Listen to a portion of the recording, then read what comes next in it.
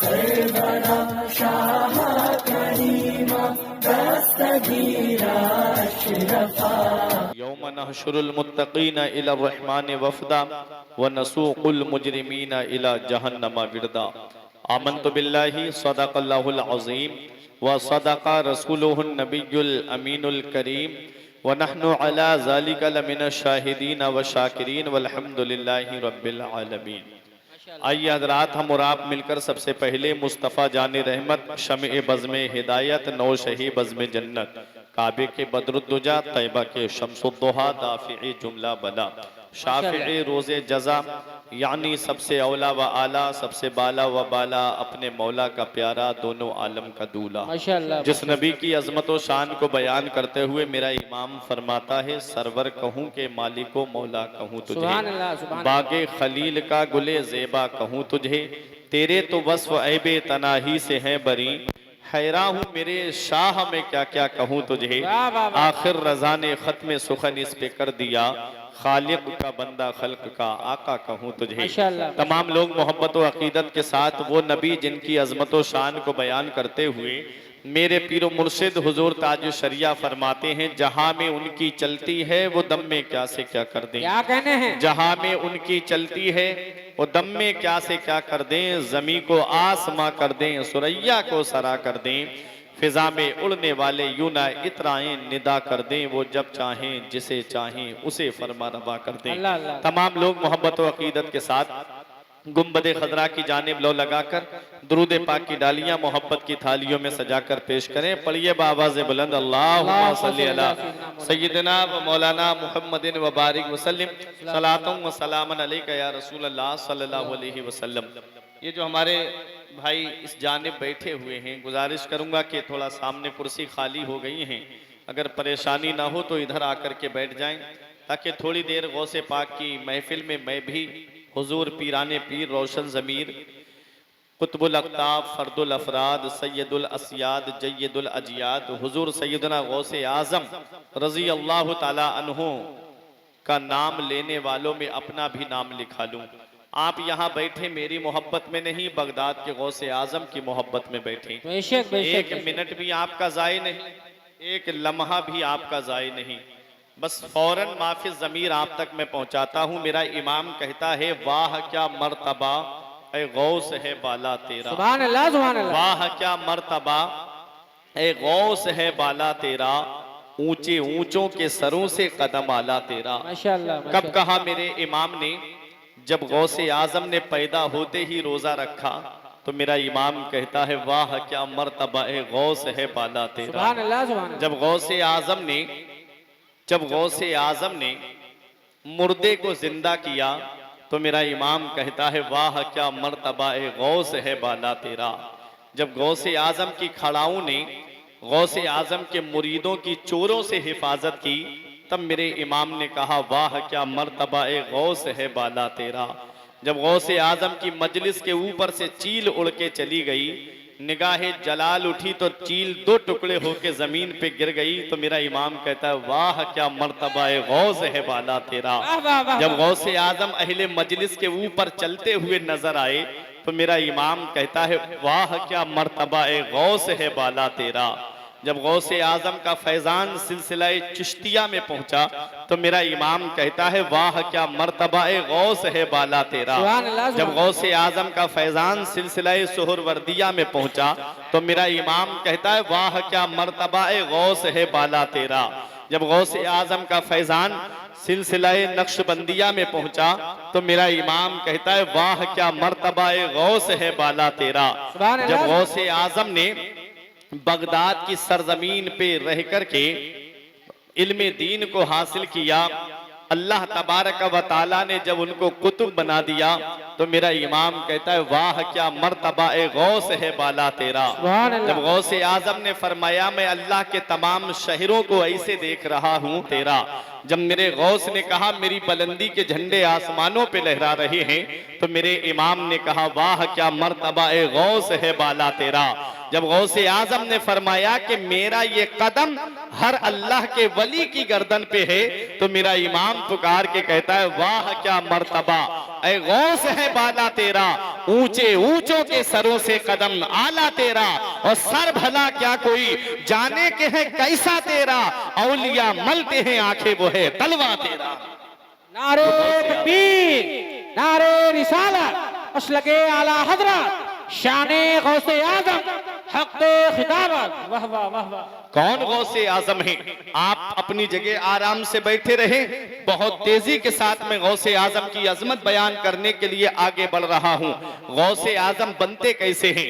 गौसे आजम कोई यूं ही नहीं बन जाता है, बल्कि जब बाप नेक होता है और माँ नेक होती है, तब गौसे आजम जैसा बेटा दुनिया में आता है। जब बाप भी तकवे वाला हो, माँ भी परहेजगार हो, तो गौसे आजम जैसा नूरे नजर दुनिया में आता है।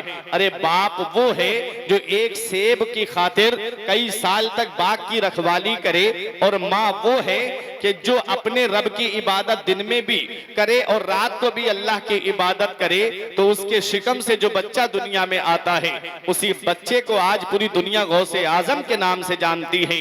ये तो आज हमने सोच रखा है, हम चाहे कितनी भी चोरी और डकैती करें, हमारी औलाद नेक हो जाएगी। हम चाहे कितना भी खैनी और गुटखा खाएं, हमारी औलाद गुटके को हाथ नहीं लगाएगी। ये तो आज हमने सोच रखा है कि हम चाहे कितना भी जुए और शराब के करीब जाएं, मेरी औलाद जो है वो गलत कामों के करीब नहीं जाएगी। आज हम मन की गुलामी करते हैं।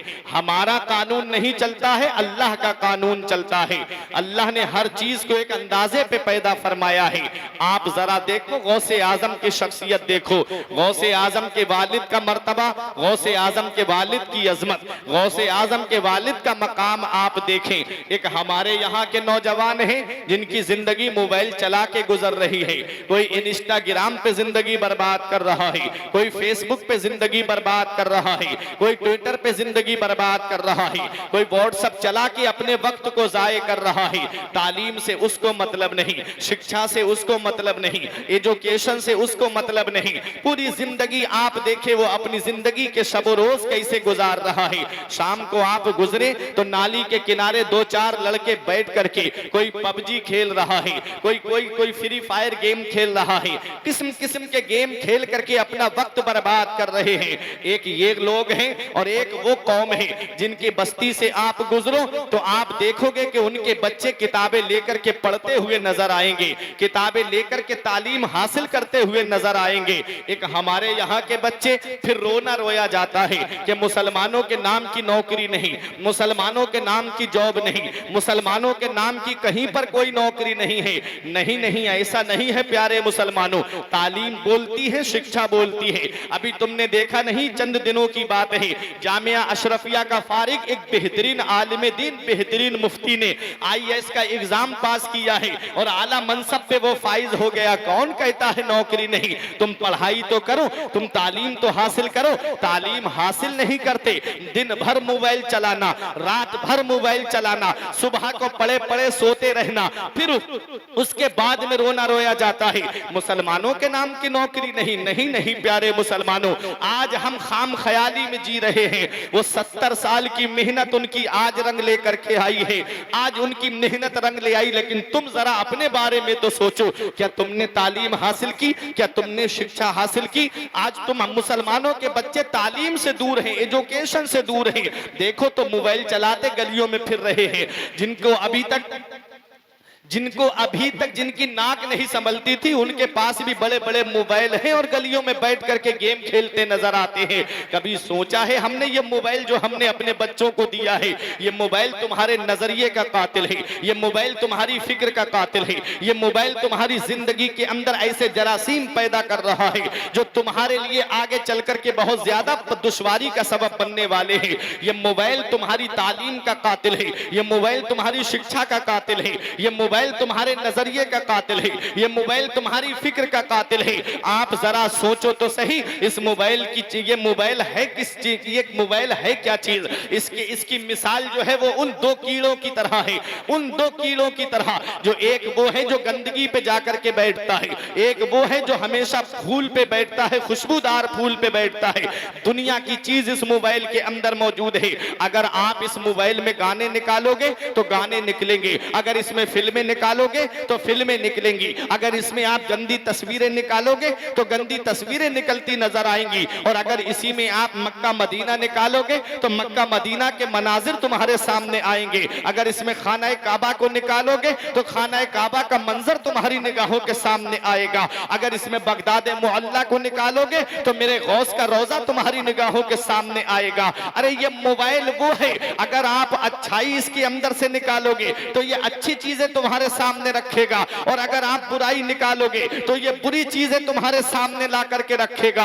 अब सोचना आपको है, ये हाथ की उंगलियां गवाही देंगी, ये आंखें कयामत में गवाही देंगी। रब सूरह यासीन शरीफ में फरमाता है, अल यौमा नख्तिमु अला अफवाहिहिम व तुकल्लिमुना ऐदीहिम व तशहदु अर्जुलुहुम बिमा कानू यक्सिबून। अल्लाह कयामत के दिन मुंह पे मोहर लगा देगा, ये हाथ गवाही देंगे, ये पैर गवाही देंगे। पता चला ए प्यारे मुसलमानों, ये हाथ कयामत के दिन गवाही दे तो ये ना गवाही दे कि ऐ मेरे मौला, इसने हमारे जरिए मोबाइल की स्क्रीन से गंदी तस्वीरें निकाली थी, इस तरह की गवाही ना दे, बल्कि ये हाथ गवाही दे तो इस तरह से गवाही दे कि ऐ मेरे परवरदिगार, जब दुनिया चैन से सो रही थी तब ये इन उंगलियों के जरिए मदीने वाले मुस्तफा की नाते निकाल करके अपने मोबाइल में सुना कर।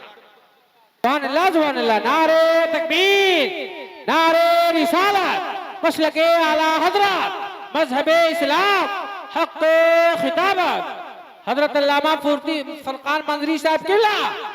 नारे तकबीर, नारे रिसालत। वाह वाह। तो ये एक हमारे यहाँ के नौजवान हैं जिनकी जिंदगी को देखो, जिन्हें नमाज से कोई मतलब नहीं, जिन्हें रोजे से कोई मतलब नहीं, इनकी जिंदगी कैसे गुजरती है। आज अगर इनके हालात का जायजा लोगे तो आप इनको देखो, मस्जिद में नमाज हो रही है, ये बाहर खड़े हुए घंटों बातें करते रहेंगे, उधर मुअज्जिन पुकार के कहता है हय्या अलस सलाह, आओ नमाज की तरफ, हय्या अलल फलाह, आओ कामयाबी की तरफ। लेकिन आज मेरी कौम का नौजवान है, वो नमाज पढ़ने नहीं जाता। मस्जिदें हमारी वीरान हो गई, मस्जिदें हमारी सूनी हो गई, और हमने सिनेमा हॉल आबाद कर दिए। आज हर घर सिनेमा हॉल बना हुआ है, फिर रोना रोया जाता है, मेरे घर में बरकत नहीं होती, मेरे घर में खैरो बरकत नहीं होती। कमाने वाले बहुत हैं, मेरे घर में पैसा लाने वाले बहुत हैं, लेकिन पैसा इधर आता है और उधर चला जाता है, मेरे घर में बरकत नहीं होती। अरे बरकत होगी कहां से? तुमने नबी की सुन्नत को अपनाया, तुमने नबी के बताए रास्ते पे चलना शुरू किया? नहीं,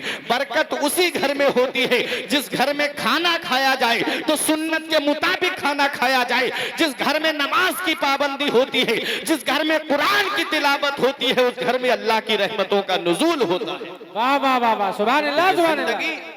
ऐ नौजवानों, ये जिंदगी यूं ही बर्बाद ना करो, दुनिया चंद दिन की है, पता नहीं ये दुनिया छोड़ के कब हमें जाना पड़ जाए। इसलिए इस जिंदगी को इस हाल में गुजार के जाओ कि तुम्हारा रब तुमसे राजी हो जाए, तुम्हारे रसूल तुमसे राजी हो जाएं, और जब अल्लाह राजी हो गया, उसका रसूल राजी हो गया, तो दुनिया में जब तक रहोगे आराम से रहोगे, और मरने के बाद कब्र में भी आराम से रहोगे, और मैदान महशर में भी आराम से रहोगे। एक हमारे यहाँ के नौजवान हैं और एक वो नौजवान है जो दरिया के किनारे लेटा हुआ है, दिन को अल्लाह की इबादत करता है, रात को अल्लाह की इबादत करता है। अचानक भूख ने बेचैन कर दिया, निढाल कर दिया, तो दरिया के किनारे बैठ गए। अल मुख्तसर, ये दरिया में एक सेब बहता हुआ आया, उस सेब का एक लुकमा खाया था, अंदर से तकवे ने झंझोड़ दिया, परहेजगारी ने झंझोड़ दिया। ए अबू स्वाले, ये तुमने क्या कर दिया? ये तुमने सेब खाया है, ये किसी बाग का होगा और बाग का कोई मालिक होगा, तुमने तुमने मालिक की बगैर मर्जी के ये सेब खा लिया है, चलो इसकी माफी मांगने के लिए कई मील का सफर किया, एक बाग के अंदर पहुंचे। आप जरा सोचो तो सही, सेब का एक लुकमा खाया था तो परहेजगारी ने झंझोड़ के रख दिया। आज मेरे कौम के लोगों का हाल ये है, उनका ये कहना रहता है कि पैसा हो चाहे जैसा हो, चाहे किसी की जमीन पे कब्जा करके मुझे पैसा मिले मैं पैसा कमाऊंगा, चाहे किसी की जमीन पे नाजायज कब्जा करके पैसा मिले बस मुझे पैसा चाहिए, चाहे किसी का हक मार के पैसा मिले मुझे पैसा चाहिए। आज हमारा ये मिशन बन गया कि मुझे पैसा चाहिए। इतना याद रखना प्यारे मुसलमानों, हलाल तरीके से कमाओ, हलाल तरीके से अपनी औलाद को खिलाओ, क्योंकि जो अपनी औलाद को हलाल रिस्क खिलाता है, आका फरमाते हैं जो जिस्म हलाल रिस्क से परवान चढ़ता है वो जिस्म इस लायक है कि वो जन्नत में जाए, और जो रिस्क जो जिस्म हराम माल से परवान चढ़ता है वो इस बात का ज्यादा लायक है, ज्यादा हकदार है कि वो जिस्म जहन्नम में जलाया जाए। अब बताओ प्यारे मुसलमानों, वो जिस्म जो हराम तरीके से परवान चढ़ा वो जिस्म तो जहन्नम में जाने के लायक है। ऐसे बाप को जो अपनी औलाद को नाजायज और हराम माल खिलाता है उसकी औलाद कयामत के दिन रब की बारगाह में पकड़ के लाएगी। इमाम गजाली फरमाते हैं वो औलाद कहेगी मेरे मौला मेरा बाप मुझे भूखा रखता ये मेरे लिए ज्यादा बेहतर था उससे जो इसने मुझे हराम माल खिलाया है। अल्लाह अकबर, अल्लाह अकबर। वो हराम माल जो औलाद को खिलाया वो हमारे लिए जहन्नम में जाने का जरिया बन गया। अल्लाह तबारक व तआला हम सबको हलाल रिज़्क़ हलाल कमाने की तौफीक अता फरमाए। देखो आज हमारे यहाँ के नौजवान, और एक वो नौजवान है बाग के अंदर पहुंचा, एक बुजुर्ग बैठे हुए थे अल्लाह अल्लाह कर रहे थे, पहुंच के सलाम किया, बुजुर्ग ने सलाम का जवाब दिया। कहो नौजवान कैसे आना हुआ? कहते हैं आपके बाग का एक सेब मैंने खा लिया है, माफ कर देंगे? कहा माफ कर दूंगा, लेकिन ये बताओ आए कहां से हो? कहा इतने मील का सफर करके आया हूं। इतना सुनना था, एक सेब के लिए इतना लंबा पैदल सफर करके मेरे बाग में आया है। ये कोई मामूली शख्सियत नहीं है बल्कि ये कोई अजीम शख्सियत है। अल्लाह अकबर। कहा माफ कर दूंगा लेकिन दो शर्तें हैं। पहली शर्त ये है कि तुम्हें मेरे बाग की रखवाली करनी पड़ेगी, दूसरी शर्त ये है पहली पूरी होगी तब मैं तुम्हें बताऊंगा बाग की रखवाली की कई साल तक। फिर दूसरी शर्त के पूरा करने का नंबर आया तो कहा कि बताओ दूसरी शर्त क्या है? कहा तुम्हें मेरी बेटी से निकाह करना पड़ेगा, लेकिन सुनो मेरी बेटी के बारे में, मेरी बेटी कानों से बहरी है, आंखों से अंधी है, जुबान से गुंगी है, पैरों से लंगड़ी है, हाथों से लुंजी है, उससे तुम्हें निकाह करना पड़ेगा। इतना सुनना था गौसे आजम के वालिद का। आंखों में आंसू आए, सोचने लगे कि मैं ये दुनिया में सजा बर्दाश्त कर लूंगा, मुझे आखिरत में इसकी सजा नहीं चाहिए। इतना कहा और कहा कि मुझे रिश्ता मंजूर है। जानते हैं कि ऐसी लड़की को पूरी जिंदगी बैठा के खिलाना है, फिर भी राजी हो गए। ये आखिरत का कैसा खौफ था, कैसा डर था अल्लाह के अजाब का, जरा सोचो तो सही। आज हम अल्लाह के अजाब से नहीं डरते, हम सोचते हैं कब्र का हाल कब्र में देख लेंगे, हश्र का मामला हश्र में देख लेंगे। तुम क्या देखोगे? मेरा रब फरमाता है अल्लाह का अजाब बहुत सख्त है। मेरा रब फरमाता है अल्लाह का अजाब बड़ा है, और इन्ना बत्शा रब्बिका लशदीद, तुम्हारे रब की पकड़ बहुत सख्त है। जब अल्लाह पकड़ता है तो कोई छुड़ाने वाला नसीब नहीं होता। ऐ प्यारे मुसलमानों, उस रब के अजाब से डरते रहना चाहिए, उस रब के अजाब से हमें खौफ खाते रहना चाहिए। जो अल्लाह के मुकद्दस बंदे हैं उनका मामला अगर आप देख लोगे तो आपकी आंखों से आंसू निकलेंगे। इमाम आजम अबू हनीफा, जो तकलीद शख्सी की जाती है, चार इमाम जो हैं उन चारों इमामों में सबसे बड़े इमाम का नाम इमाम आजम अबू हनीफा है। इतने बड़े इमाम, जिस इमाम की आज हम पैरवी करते हैं, पूरी पूरी रात रोते थे अल्लाह के खौफ से। एक दिन खादिम ने पूछ लिया हुजूर आप इतना क्यों रोते हैं? तब इमाम आजम ने कहा मैं क्यों ना रोऊं? कहा हुजूर आप तो परहेजगार हैं, मुत्तकी हैं, आप क्यों रोते हैं? रोना तो गुनाहगारों को चाहिए। तब इमाम आजम ने कहा मैं परहेजगार हूं, मुत्तकी हूं, मैं इसलिए रोता हूं कि कहीं मुझसे कोई गुनाह ना हो जाए, और गुनाहगार इसलिए रोते हैं कि अल्लाह उनके गुनाहों को माफ फरमा दे। आप सोचो मसाइल में पैरवी करते हैं, मसाइल शरइया में इतना बड़ा इमाम रोता है अल्लाह के खौफ से। हमें कितना रोना चाहिए उस रब के अजाब से, हमें कितना खौफ खाना चाहिए उस रब के अजाब से। लेकिन आज हम कब्रिस्तान में भी जाते हैं तब भी मुस्कुराते हैं, मस्जिद में जाते हैं तब भी ठट्टा और मजाक करते हैं, हंसी मजाक में हमारी जिंदगी गुजर रही है। इतना याद रखना प्यारे मुसलमानों, मौत का कोई भरोसा नहीं, पता नहीं कब आ जाए, लेकिन जब आए तो इस हाल में आए कि हमारा रब हमसे राजी हो और हमारा रसूल हमसे राजी बेशक, सुभान अल्लाह। इस हाल में हमारी मौत आए। देखो गौसे आजम के वालिद हैं, निकाह के लिए राजी हो गए। जब निकाह हुआ, आप अंदर कमरे में गए तो अंदर बैठी दुल्हन उठ के खड़ी हो गई, सलाम किया, सलाम का जवाब दिया, बैठने का इशारा किया, आप फौरन बाहर आ गए और आकर के गौसे आजम के नाना हजरत अब्दुल्ला सौमई से कहते हैं, आपने किस कमरे में मुझे भेज दिया? जिस लड़की के बारे में आपने बताया था उसमें वो बातें नहीं पाई जाती हैं। उनकी तो आंखें भी हैं, हाथ भी सलामत हैं, पैर भी सलामत हैं, कान भी सलामत हैं, जुबान भी सलामत है। तब अब्दुल्ला सौमई कहते हैं, जो गौसे आजम के नाना है, बेटा मैंने जो बातें कही थी उसका मतलब सुन लो, उसकी वजाहत सुन लो। कहा बताइए हुजूर। तब कहा गौसे आजम के नाना ने, मैंने अपनी बेटी को आंखों से अंधी इसलिए कहा था, आज तक मेरी बेटी ने किसी गैर महरम को नहीं देखा है। मैंने जुबान से गूंगी इसलिए कहा था, आज तक मेरी बेटी जुबान से कभी झूठ नहीं बोली। मैंने पैरों से लंगड़ी इसलिए कहा, आज तक वो अपने बाप की मर्जी के बगैर कदम घर से बाहर नहीं निकाली है। मैंने हाथों से लुंजी इसलिए कहा, आज तक मेरी बेटी ने कोई हराम माल अपने हाथ में नहीं लिया है। मैंने कानों से बहरी इसलिए कहा, आज तक मेरी बेटी ने कोई गंदी बात अपने कानों से नहीं सुनी है।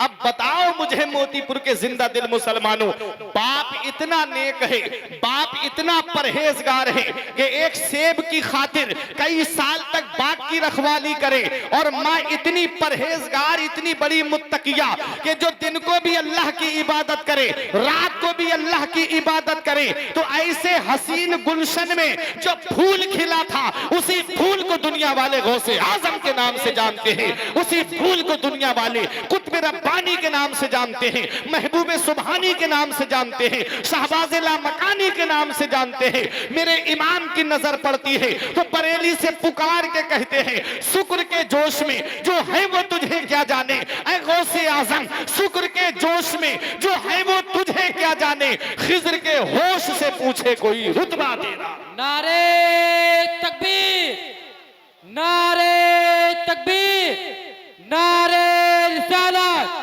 नारे रिसालत, मसलके आला हजरत, मसलके आला हजरत, पैगामे औलिया कॉन्फ्रेंस, पैगामे औलिया कॉन्फ्रेंस, नारे तकबीर, नारे रिसालत। सुभान अल्लाह, सुभान अल्लाह। जब बाप इतना नेक हो और जब माँ इतनी परहेजगार हो, तो बेटा पहले ही दिन से रोजा रखता हुआ आता है। आप जरा देखो, यही पहुंच के मैं आपको वजाहत के साथ बता दूं, जब बाप अली जैसा हो और माँ फातिमा जैसी हो जो अपने बच्चों को कुरान पढ़ करके सुनाए, जब माँ फातिमा हो जो कुरान पढ़ के अपने लाडले हुसैन को दूध पिलाए, तो बेटा हुसैन नेज़े पे चढ़ के कुरान सुनाता हुआ नजर आता है। अरे जब बाप नेक और माँ नेक तो बेटा गौसे आजम होता है। जब बाप परहेजगार और माँ परहेजगार तो बेटा मोइनुद्दीन चिश्ती होता है। अरे जब बाप तारिकुस सल्तनत हो, जब बाप मखदूम अशरफ जहांगीर सिमनानी के वो अजीम वालिद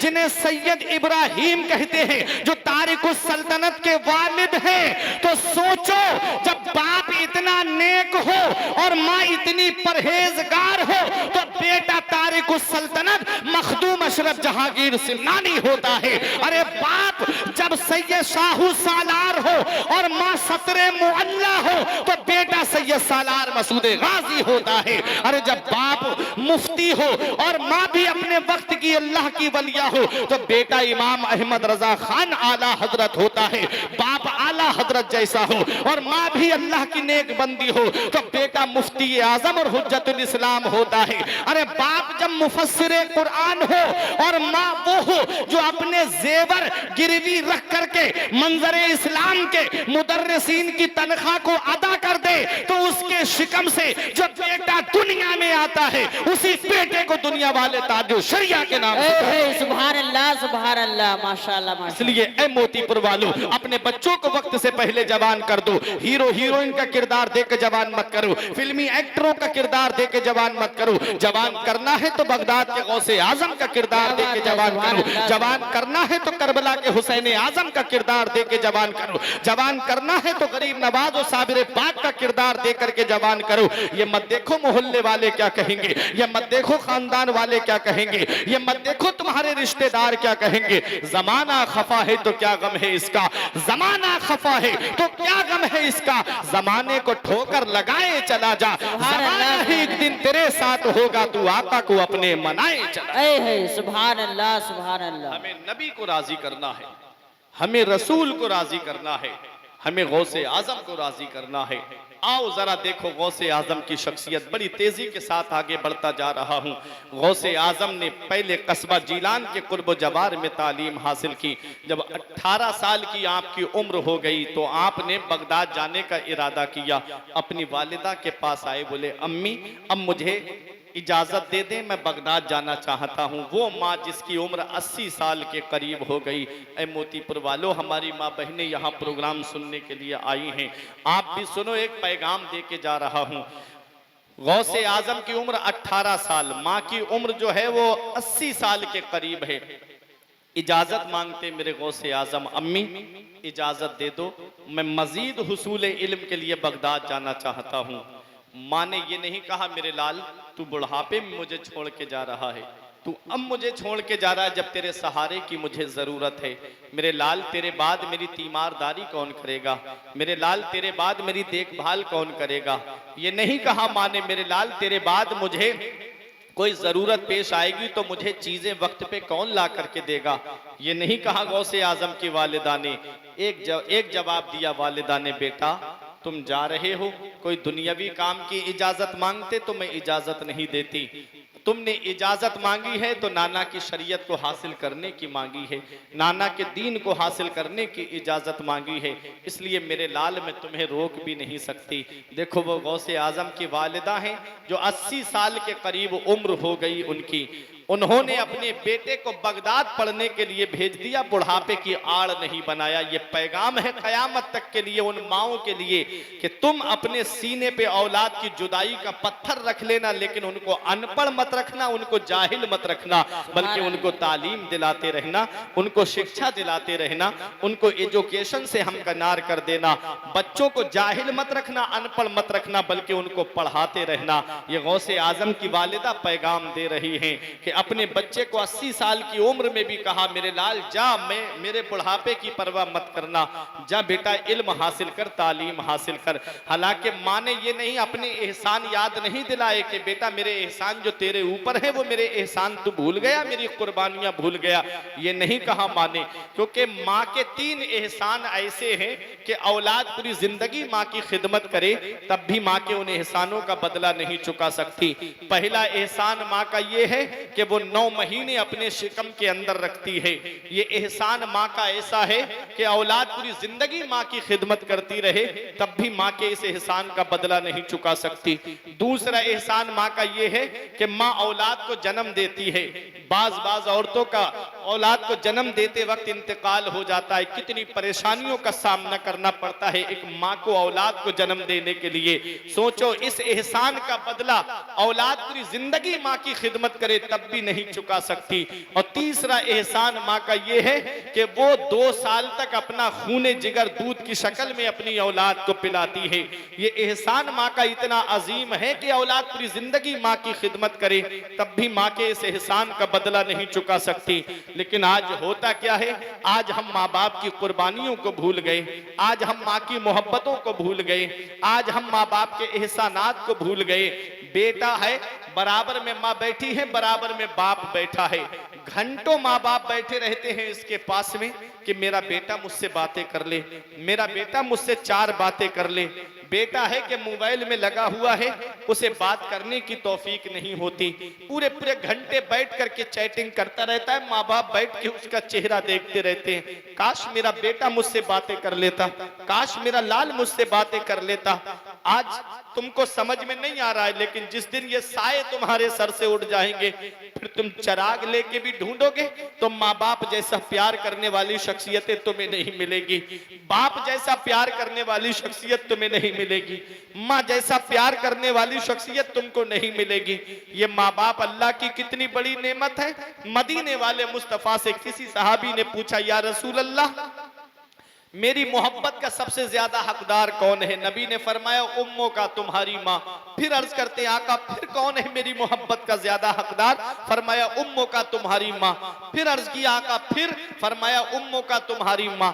3 मर्तबा नबी ने माँ का नाम लिया। चौथी मर्तबा सहाबी ने पूछा, आका फिर कौन है मोहब्बत का हकदार? फरमाया, अबू का, तुम्हारा बाप। चौथी मर्तबा नबी ने बाप का नाम लिया। इससे ये मत समझ लेना कि बाप का मर्तबा कम है, बाप की अजमत कम है, बाप की शान कम है। औलाद की जन्नत उसके माँ के कदमों के नीचे है, माँ बाप की फर्मा बरदारी में है। और माँ की, उसके जो लड़के की माँ है, औलाद की जो माँ है, उसकी जन्नत उसकी शौहर की फर्मा बरदारी में है। औलाद के लिए माँ बाप राजी है तो वो जन्नत में जाएगा, और बीबी के लिए शौहर राजी है तो वो जन्नत में जाएगी। अगर शौहर नाराज है तो वो पूरी रात, एक रिवायत में आया है कि शौहर जो है पूरी रात अपनी बीबी से नाराज होकर के लेट जाए तो पूरी रात अल्लाह के फरिश्तों की लानत और अल्लाह की लानत उस औरत के ऊपर बरसती है जिस रात शौहर उससे नाराज होकर के लेट जाता है। आप जरा सोचो तो सही, तो बीबी की जन्नत शौहर की फर्मा बरदारी में है, औलाद की जन्नत माँ बाप की फर्मा बरदारी में है। इससे ये मत समझना कि बाप का मर्तबा कम है। अरे ये बाप ही तो है जो पूरी पूरी दिन जो है ठेला लगा करके, फलों का ठेला लगा के शिद्दत की गर्मी में रोड पे खड़ा होकर के पूरे दिन खड़ा रहता है, धूप में फल बेचता रहता है ताकि मेरी औलाद के लिए कुछ सामान इकट्ठा हो जाए, पैसे इकट्ठे हो जाएं जो उसकी तालीम में काम आएंगे, उसकी पढ़ाई में काम आएंगे, उसकी एजुकेशन में काम आएंगे। ये एक बाप ही तो है जो रात के 3 बजे रक्षा लेकर के अपनी जान हथेली पे लेकर के रोड पे चलता है। कुछ सवारियां मिल जाएंगी, पैसे जमा हो जाएंगे, मेरी औलाद के पढ़ाई में काम आ जाएंगे, मेरी औलाद की तालीम में काम आ जाएंगे। ये एक बाप ही तो है जो 3-3 मंजिल पे ईंटें सर पे लेकर के चढ़ रहा है। तुम तो घर में मोबाइल चला रहे हो आराम से बैठ के, तो एक बाप है जो शिद्दत की गर्मी में 3-3 मंजिल पे ईंटें लेके चढ़ रहा है, मकान बनाने के लिए मसाला लेकर के चढ़ रहा है। औलाद नहीं जानती बाप की इन कुर्बानियों को, औलाद भूल गई बाप की इन मेहनतों को। ये पता तब चलता है जब ये साया हमारे सर से उड़ जाता है। बाप ने कितनी कुर्बानियां दी इस औलाद के लिए। बचपन में बुखार आया, बाप पूरे रात सरहाने बैठ करके गुजार देता है, माँ सरहाने बैठ करके गुजार देती है। बाप कहता है मेरे बेटे को बुखार है, मुझे नींद कैसे आएगी, मेरी औलाद तकलीफ में है। आज वही औलाद जवान हुई, 4 पैसे क्या कमाने लगी, उसने माँ बाप का बिस्तर घर से बाहर कर दिया, खुद के कमरा एयर कंडीशन बना हुआ है। माँ बाप हैं कि टीनों में रह रहे हैं, झोपड़ी में रह करके अल्लाह का शुक्र अदा कर रहे हैं। क्या इसी दिन के लिए माँ बाप ने औलाद को जवान किया था? क्या इसी दिन के लिए माँ बाप ने औलाद को पाला था? क्या इसी दिन के लिए माँ बाप ने अपनी औलाद के लिए रातों में नींद की कुर्बानियां दी थी? इतना याद रखना मेरे नौजवानों, पहली मोहब्बत माँ बाप की है जो दुनिया में बदला मांगती है। अगर तुमने अपने माँ बाप के साथ भलाई की तो बुढ़ापे में तुम्हारी औलाद तुम्हारे साथ भलाई करेगी। अगर तुमने अपने माँ बाप के साथ भलाई नहीं की तो बुढ़ापे में ये उम्मीद मत रखना कि तेरी औलाद तेरा सहारा बन जाएगी। आप तारीख उठा करके देखो, नबी फरमाते हुमा जन्नतों का हुमा नारों का, माँ बाप तुम्हारे लिए जन्नत भी है और माँ बाप तुम्हारे लिए जहन्नम भी है। अगर माँ बाप की फर्मा बरदारी करोगे अल्लाह ताला जन्नत अता फरमाएगा। अगर माँ बाप की नाफरमानी की, उन्हें सताया, उनके ऊपर जुल्म सितम के पहाड़ तोड़े तो अल्लाह ताला जहन्नम में डालेगा। आओ जरा देखो अल्लाह कुरान में क्या फरमाता है। 15वां पारा सूरह बनी इसराइल, व क़ज़ा रब्बुका अल्ला तअबुदू इल्ला इय्याहु व बिल वालिदैनि इहसाना इम्मा यबलुगन्ना इंदकल किबरा अहदुहुमा औ किलाहुमा फला तकुल लहुमा उफ़्फ़िन वला तनहरहुमा व कुल लहुमा क़ौलन करीमा। 15वें पारे में रब फरमाता है, हुक्म दिया तुम्हारे रब ने कि अपने रब के सिवा किसी की बंदगी ना करो। और अपने माँ बाप के साथ भलाई करो, अपने माँ बाप के साथ हुस्न सुलूक करो। इम्मा यबलुगन्ना इंदकल किबरा, जब वो दोनों बुढ़ापे को पहुंच जाएं, जब वो दोनों बूढ़े हो जाएं, औ अहदुहुमा, या उनमें का एक बूढ़ा हो जाए, फला तकुल्लाहुमा उफ़्फ़िन वला तनहरहुमा, तो उन्हें उफ तक ना कहना, उन्हें झिड़कना नहीं, उनको डांटना डपटना नहीं, उनसे जोर से बात मत करना, उनसे सख्त कलामी मत करना, माँ बाप के ऊपर गुस्से से मत बात करना। कुरान कहता है वकुल्लहुमा कौलन करीमा, जब भी बोलना तो मोहब्बत के साथ में बोलना, जब भी बोलना तो प्यार के साथ में बोलना। आगे मेरा रब फरमाता है वख्फिद लहुमा ज़नाह ज़ुल्ल मिनर रहमा, और अपने माँ बाप के लिए मेहरबानी का बाजू बिछाओ। वकुर रब्बिरहमहुमा कमा रब्बयानी सगीरा, और ऐसे दुआ करो माँ बाप के लिए, ए अल्लाह मेरे माँ बाप पे ऐसा रहम फरमा जैसा उन्होंने बचपन में मेरे ऊपर रहम किया। सुभान अल्लाह, सुभान अल्लाह। ये कुरान पैगाम देता है।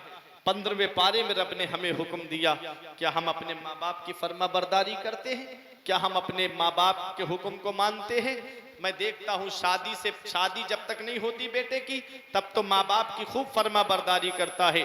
जैसे ही शादी हो गई, नई नवेली दुल्हन के कदम घर में क्या आए, वो ऐसा जो माँ बाप से दूर होता चला जाता है।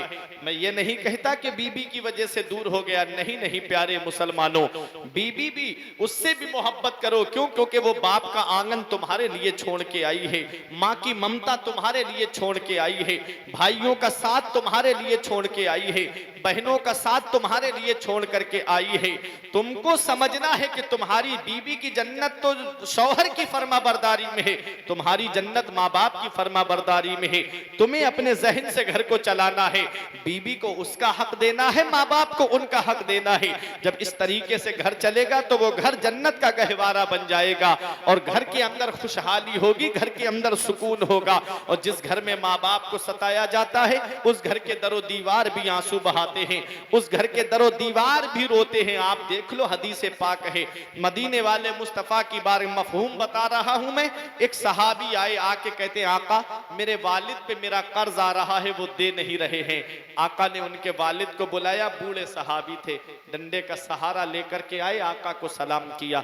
आका ने फरमाया इनका कर्ज क्यों नहीं देते? तो सहाबी की आंखों में आंसू आ गए, या रसूल अल्लाह, जब मेरे जिस्म में ताकत थी मैं पैसे कमा के लाता था, मेरा बेटा जितने पैसे खर्च को मांगता मैं अपने बेटे को पैसे देता था।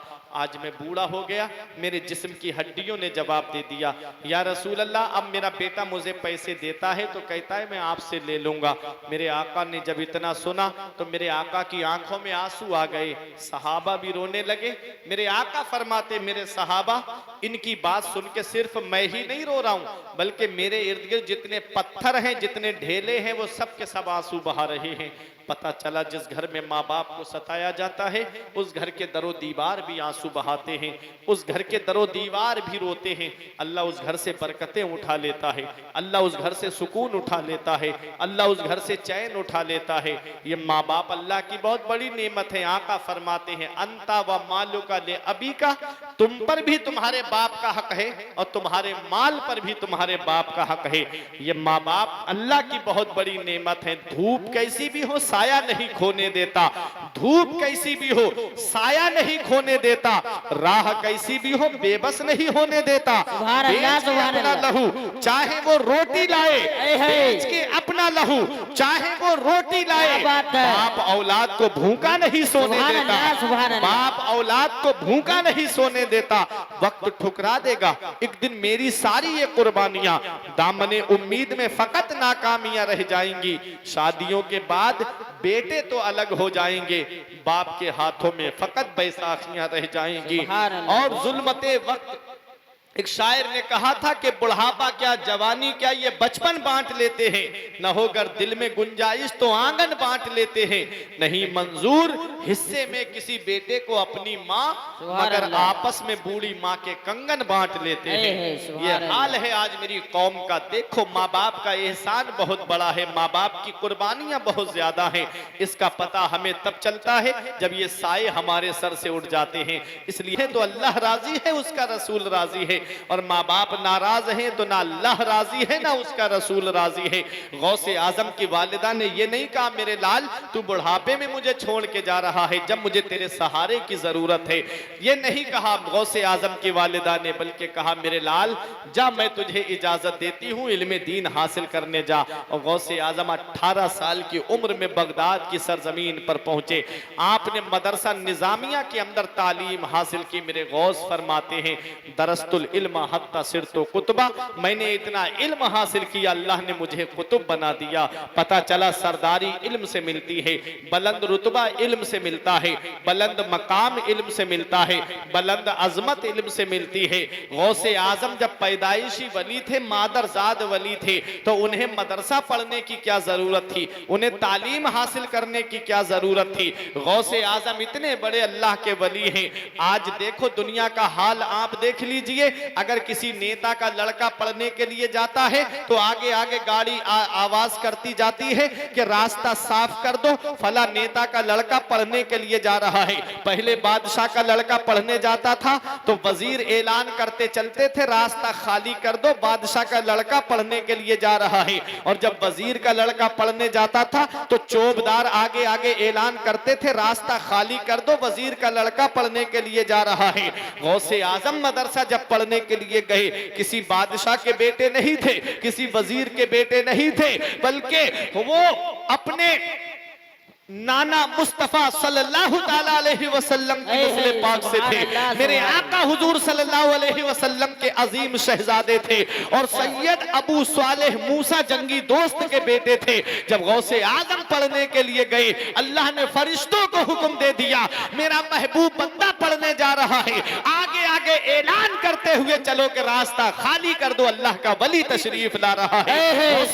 मदरसा पढ़ने जाए तो फरिश्ते ऐलान करते हुए जाएं रास्ता साफ कर दो, अल्लाह का वली आ रहा है। जब आप मदरसे में पहुंचते तो मदरसे में आवाज आती बच्चों जगह खाली कर दो, अल्लाह का वली पढ़ने के लिए तशरीफ लाया है। ये गौसे आजम है जब मदरसा पढ़ने के लिए जा रहे हैं और हमको ये पैगाम दे रहे हैं कि तहजीब मदरसे से मिलती है, तमद्दुन मदरसे से मिलता है, अखलाक मदरसे से मिलता है, बुलंद शान मदरसे से मिलती है, बुलंद अजमत मदरसे से मिलती है। बच्चे जब मदरसे में तालीम हासिल करेंगे, मदरसे जब तुम्हारे दीनी तालीम हासिल, बच्चे तुम्हारे दीनी तालीम हासिल करेंगे तो वो बुलंद रुतबा हासिल करेंगे, बुलंद शान हासिल करेंगे।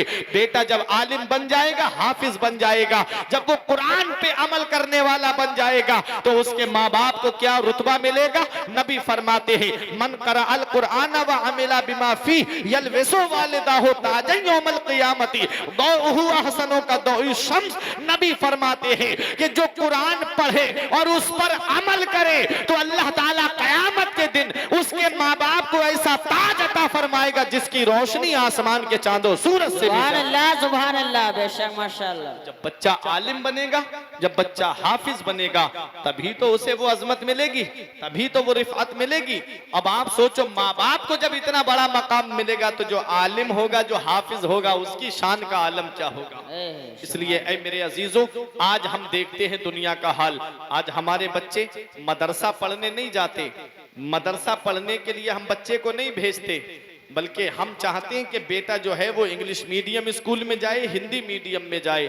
बच्चा हिंदी इंग्लिश मीडियम में जाएगा तो वो डॉक्टर बनेगा, इंजीनियर बनेगा, प्रोफेसर बनेगा, पैसे ज्यादा कमाएगा, दौलत ज्यादा कमाएगा। हाँ हाँ मैं मानता हूँ, बेटा डॉक्टर बन गया, इंजीनियर बन गया, मास्टर बन गया तो पैसे तो जरूर ज्यादा कमाएगा, लेकिन तुम्हें वो ताज नहीं दिला सकता जो एक आलिम दीन और एक हाफिज कुरान के माँ बाप को अल्लाह कयामत में। इसलिए पहले दीनी तालीम दो अपने बच्चों को, फिर उसके बाद डॉक्टर बनाओ, चाहे इंजीनियर बनाओ, चाहे मास्टर बनाओ।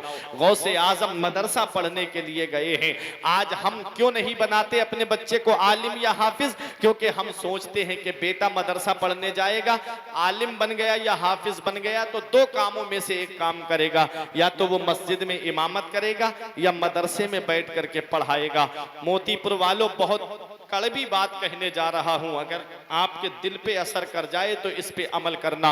बच्चा आलिम बन गया, हाफिज बन गया तो या तो वो मस्जिद में इमामत करेगा या मदरसे में पढ़ाएगा। और जब मस्जिद या मदरसे में जाएगा तो कितनी तनख्वाह होगी उसकी? 5,000, बहुत हुई तो 6,000, बहुत ज्यादा हुई तो 7,000। अरे 10,000 से ज्यादा तो प्राइवेट मामले में मैंने नहीं देखा। ऐ प्यारे मुसलमानों, अब मुझे बताओ, आपका बच्चा जब पढ़ लिख जाए तो आप जब जॉब के लिए उसे भेजते हो तो कहते हो बेटा कम से कम 25,000 रुपए होना चाहिए तभी जॉब करना, कम से कम 50,000 रुपए तो हो ताकि जॉब करो। घर का खर्चा कैसे चलेगा? महंगाई इतनी बढ़ गई है, हर चीज पे रेट इतने बढ़ते जा रहे हैं, पेट्रोल 100 से ऊपर हो गया। आप जरा सोचो तो सही, हर चीज पे रेट बढ़ गए। कभी आपने इस चीज पे गौर किया है कितनी महंगाई बढ़ गई? हम जब महंगाई को देखते हैं तो घर के खर्चे याद आते हैं, जब महंगाई को देखते हैं, औलाद को देखते हैं तो हमारे दिल में ये ख्याल आता है कि मेरी औलाद की इतनी नौकरी, इतनी जॉब तो हो, इतने पैसे तो आए कि कम से कम घर का खर्चा चल जाए, घर का पूरा निजाम आप आसानी के साथ चलता रहे। ये आज हम अपनी औलाद के बारे में सोचते हैं। कभी हमने ये सोचा कि जिस इमाम को हमने अपनी मस्जिद में रखा है या जिस मुदर्रिस को हमने अपने यहाँ मदरसे में पढ़ाने के लिए रखा है, क्या उसकी बीवी नहीं है? क्या उसके बच्चे नहीं है? क्या उसके माँ बाप नहीं है? क्या उसके भाई बहन नहीं है? क्या उसके घर में खर्चा नहीं होता? क्या उसके बच्चे हवा फांक के रहते? क्या उसके घर में जो है कोई खर्चा नहीं है? क्या उसके पास गाड़ी नहीं है? क्या उसके पास ये खर्चे नहीं होते होंगे?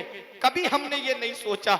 हम अपने बारे में सोचते हैं। अगर इमाम साहब की तनख्वाह बढ़ा दी किसी ने, 1,000 अगर आगे बढ़ा दिए, 5,000 से 6,000 कर दी, तो जुमे में 10-12 मुक्तदियों के पेट में दर्द शुरू हो जाता है। कहते हैं कि इमाम साहब की तनख्वाह बढ़ाने की क्या जरूरत थी, इतनी तनख्वाह काफी थी, अच्छा उनका गुजारा चल रहा था। हाँ हाँ, मैं मानता हूं ना, जब अपनी औलाद के ऊपर आती है तो इसकी तनख्वाह बढ़ी हुई होना चाहिए। जब इमाम के ऊपर बात आई तो नहीं, उनका गुजारा इतने में ही काफी था। इतना याद रखना प्यारे मुसलमानों, किसी के दिल तोड़ने का सबब मत बनना, बल्कि दिल जोड़ने का सबब बनना। मदीने वाले मुस्तफा फरमाते हैं, जिसने किसी मुसलमान का टूटा हुआ दिल जोड़ दिया, अल्लाह ताला उसको जन्नत में बगैर हिसाबो किताब के दाखिल। सुभान अल्लाह, सुभान अल्लाह। बेशक जब राज की बातें मेरे रब ने अपने महबूब से की मेराज की रात, तो उन राज की बातों में से एक बात ये भी फरमाई कि ए मेरे महबूब, आपका जो भी उम्मती किसी मुसलमान का टूटा हुआ दिल जोड़ देगा, मैं उसे बगैर हिसाब और किताब के जन्नत अता फरमाऊंगा।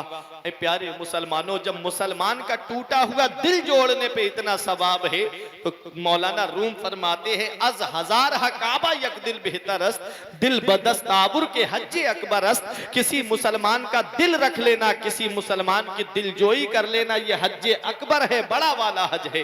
अल्लाह हज्जे अकबर का सवाब अता फरमाता है। तो बच्चा आलिम बन गया, हाफिज बन गया, तो वो मस्जिद में जाएगा या मदरसे में जाएगा? ये आज मेरी कौम ने हाल बना दिया। इसीलिए अमीरों के बच्चे मदरसे में पढ़ते हुए नहीं मिलेंगे, गरीबों के बच्चे मदरसे में पढ़ते हुए मिलेंगे। अल्लाह तबारक व तआला ने उनकी 5,000 6,000 की तनख्वाह में इतनी बरकत अता फरमाई है, इतनी अता फरमाई है कि 50,000 की तनख्वाह पाने वाले को मैंने रोते हुए देखा। मौलाना साहब, घर के खर्चे पूरे नहीं होते, घर में पैसे कम पड़ जाते हैं, फिर भी घर वाले खर्च को पैसे मांगते हैं। और 5-6 हजार की तनख्वाह पाने वाला इमाम शाम को इशा की नमाज सुकून से पढ़ाता है और सुबह को फजर में उठ करके अपने रब की इबादत करता है, रात को भी सुकून से सोता है और दिन को भी आराम से रहता है, क्योंकि वो जानता है मन यत्तकिल्लाह यजअल लहू मखरजन व यरज़ुक़हु मिन हैसु ला यहतसिब व मन यतवक्कल अलल्लाहि फहुवा हस्बुह। मेरा रब कुरान में फरमाता है, जो अल्लाह से डरता है, अल्लाह उसके लिए निजात का रास्ता निकाल देता है और उसे ऐसी जगह से रोजी अता फरमाता है जहां से बंदे का वहमो गुमान नहीं होता। वमन यतवक्कल अलल्लाहि फहुवा हस्बुह, जो अल्लाह पे भरोसा करता है, अल्लाह उनके लिए काफी है, क्योंकि वो जानता है रोजी देने वाली जात अल्लाह की है, पैसा देने वाली जात अल्लाह की है, खाना देने वाली जात अल्लाह की है, पानी पिलाने वाली जात अल्लाह की है, सरमाया देने वाली जात अल्लाह की है। वो राज़िक है, गिज़ा कीड़ों को देता है, वो पत्थर में भटकता फिरता है। इंसान को रोजी के चक्कर में उड़ाने भर हवाओं में या लगा गोते समंदर में, मिलेगा बस वही जितना के लिखा है मुकद्दर में। जितना अल्लाह ने तुम्हारी तकदीर में लिखा है तुम्हें उतना ही मिलना है। गौसे आजम मदरसा पढ़ने के लिए गए, अपने वक्त के बेहतरीन आलिम दीन बने, बेहतरीन मुफ्ती बने, और ऐसे मुफ्ती के उस वक्त के मुफ्ती आजम थे गौसे आजम, और कैसे दीन की खिदमत की है। हुजूर हाफिज मिल्लत फरमाते हैं 3 तरीकों से इस्लाम की खिदमत होती है। कितने तरीकों से? 3 तरीकों से इस्लाम की खिदमत होती है। आप देखें, या तो तदरीस के जरिए इस्लाम की खिदमत होती है, बैठ करके बच्चों को पढ़ाया जाए, इस्लाम की खिदमत होती है। दूसरा तरीका तसनीफ के जरिए इस्लाम की खिदमत होती है, किताबें लिख करके लोगों तक पहुंचाई जाएं ताकि पढ़कर के लोग उस पर अमल करें। और तीसरा तरीका बताते हैं वाज के जरिए इस्लाम की खिदमत होती है, तकरीर के जरिए इस्लाम की खिदमत होती है। आज हम वाज सुनने के लिए नहीं आते, आज हम उन लोगों को सुनने के लिए ज्यादा ख्वाहिशमंद रहते हैं जो हंसी मजाक तुम्हारे सामने करें, जो लतीफेबाजी तकरीर के दरमियान तुम्हारे सामने करें, जो ठट्टेबाजी तुम्हारे सामने करें। कभी सोचा है ये मिंबर रसूल है, यहाँ से एक पैगाम देना चाहिए कौम को, जलसे क्यों होते हैं? कभी इस बात पे आपने गौर किया जलसे होते क्यों हैं? मजे के लिए जलसे नहीं होते हैं, हंसी मजाक के लिए जलसे नहीं होते हैं, इस्तेहजा के तौर पे जलसे नहीं होते हैं, बल्कि कौम के अंदर जब बदआमालियां फैल जाती हैं उन बदआमालियों को दूर करने के लिए जलसे होते हैं। जब कौम के अंदर जुए और शराब का रिवाज बढ़ने लगता है तो उन रिवाजों को खत्म करने के लिए जलसे हुआ करते हैं। जब मस्जिद का शिकम नमाजियों की गिजा से खाली हो जाता है तो नमाजियों की तादाद में इजाफा करने के लिए जलसे होते हैं। अरे जब इंसान जो है रमजान शरीफ के रोजे रखने में काहिली बरतता है, सुस्ती बरतता है, तो उसके अंदर रमजान शरीफ के रोजों की फजीलत बयान करके ताकि वो रोजे रखने के लिए मुतमन्नी हो जाए, ये इसलिए जलसे हुआ करते हैं। इंसान ज़कात नहीं देता तो ज़कात न देने पे कितनी सजा है वो चीज बयान करने के लिए जलसे हुआ करते हैं। तहजीब की जात बिगड़ जाती है तो उसे संवारने के लिए जलसे हुआ करते हैं। इसलिए इन जलसों में आया करो तो कुछ पैगाम लेकर के जाया करो, इन जलसों में आया करो तो कुछ नसीहत की बातें लेकर के जाया करो। आज ये हमारे हजरत हाफिज कारी शराफत रजा साहिब किबला ने इतना बड़ा अजीम शान इजलास सजाया है जिसमें बाहर से उलमा और शोरा को बुलाया है। ये सब एक ही पैगाम तुमको दे के जा रहे हैं कि जिंदगी इस हाल में गुजारो कि तुम्हारा रब तुमसे राजी हो, जिंदगी इस हाल में गुजारो कि तुम्हारे नबी तुमसे राजी हो।